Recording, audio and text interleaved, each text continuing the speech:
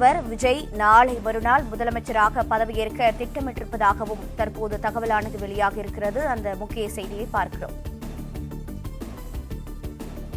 தமிழக சட்டமன்ற தேர்தல் முடிவுகள் நேற்றைய தினம் வெளியானது. இதில் தமிழக வெற்றிக் கழகம் 108 இடங்களில் வெற்றி பெற்று சாதனை படைத்திருக்கக்கூடிய செய்திகளையும் பார்த்தோம். இந்த நிலையில் தமிழக வெற்றிக் கழக தலைவர் விஜய் நாளை மறுநாள் முதலமைச்சராக பதவியேற்க திட்டமிட்டிருப்பதாக தகவல் வெளியாகியுள்ளது. நாளை காலை ஆளுநரை சந்தித்து ஆட்சி அமைக்க விஜய் உரிமை கோர இருப்பதாகவும் தகவல் வெளியாக இருக்கிறது. விவரங்களை தர இணைப்பில் இருக்கிறார் செய்தியாளர் மகேந்திரன். மகேந்திரன், வணக்கம். மேலும் விவரங்களை பதிவு செய்யலாம்.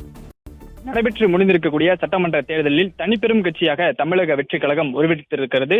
108 சட்டமன்ற தொகுதிகளை கைப்பற்றி தமிழக வெற்றிக் கழகம் தமிழ்நாட்டில் தனிப்பெரும் கட்சியாக உருவெடுத்திருக்கக்கூடிய நிலையில மே 7ஆம் தேதி முதலமைச்சராக விஜய் பதவியேற்க திட்டமிட்டிருப்பதாக தகவல் வெளியாக இருக்கிறது.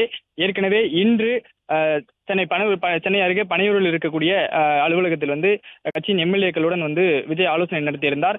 காலையில் ஆளுநர் மாளிகைக்கு மின்னஞ்சல் ஒன்றையும் அனுப்பியிருந்தார்கள். தங்களுக்கு தான் தனி பெரும்பான்மை இந்த தேர்தலில் கிடைத்திருக்கிறது, தங்களை ஆட்சி அமைக்க ஆளுநர் அழைக்க வேண்டும் என்று ஒரு மின்னஞ்சல் மூலமாக கடிதம் ஒன்று அனுப்பப்பட்டிருந்தது.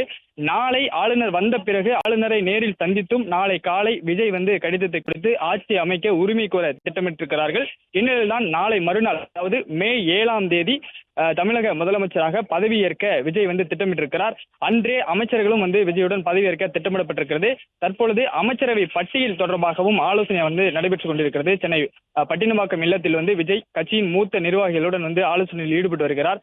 நாளை மறுநாள் வரை அனைத்து சட்டமன்ற உறுப்பினர்களும், அதாவது தமிழக வெற்றிக் கழகம் சார்பில் தேர்ந்தெடுக்கப்பட்ட அனைத்து சட்டமன்ற உறுப்பினர்களும் சென்னையிலேயே தங்க வேண்டும் என்று அறிவுறுத்தப்பட்டிருக்கிறது. கட்சி சார்பிலேயே மகாபலிபுரம் அருகே இருக்கக்கூடிய தனியார் நட்சத்திர விடுதி புக் செய்யப்பட்டு அந்த நட்சத்திர விடுதியில் எம்எல்ஏக்கள் தங்குவதற்கு ஏற்பாடுகள் செய்யப்பட்டிருக்கிறது. நட்சத்திர விடுதியில் அடுத்த 3 நாட்களுக்கு சட்டமன்ற உறுப்பினர்கள் தங்குவதற்கான அறிவுறுத்தலானது வழங்கப்பட்டிருக்கக்கூடிய நிலையில்தான் மே 7ஆம் தேதி, அதாவது நாளை மறுநாள் தமிழக முதலமைச்சராக விஜய் பதவியேற்க திட்டமிட்டிருப்பதாக, அதற்கான ஏற்பாடுகளும் செய்ய திட்டமிட்டிருப்பதாக தகவலானது வெளியாக இருக்கிறது.